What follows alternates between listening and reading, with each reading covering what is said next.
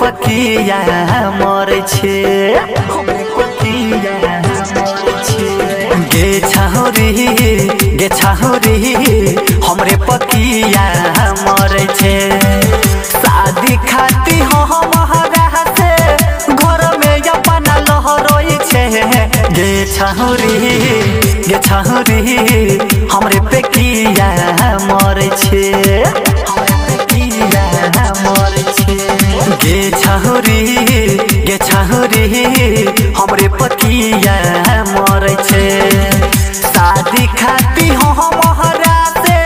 घर में अपना लहरोई छे गे छहुरी हमरे पकिया मरे छे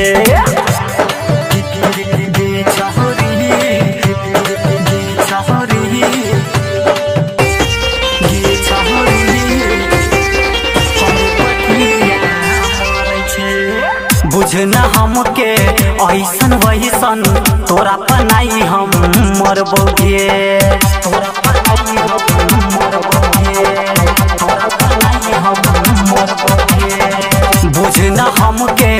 ऐसन वैसन तोरा पनाई हम मरबोगे ज्यादा तबाही करबे जे हमारा बाप माई से तोरा कहबोगे नंबर तू चेंज करके फोन किया करे छे गे छहुरी हमरा पकिया मरे छे गे छहुरी हमरा पकिया मरे छे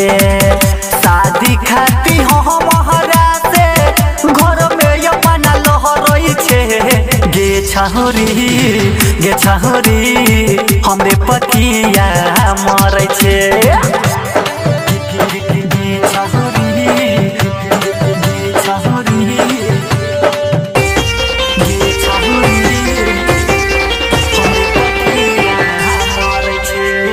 छोटी उम्र में कैले ना दहानी भेलौ जवानी बेकार गे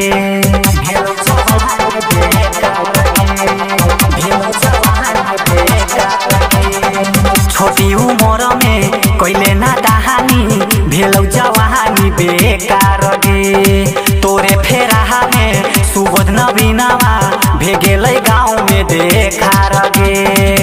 डीजे विकास अनिल नितेश भी डरै छे गे छहुरी हमरे पकिया मरे छे गे छहुरी हमरे पकिया मरे छे शादी खाती हमारा से घर में अपना लहरोई छे गे छहुरी हमरे पकिया मरे छे। सहर्ष रिकॉर्डिंग स्टूडियो भूतही चौक सीतामढ़ी।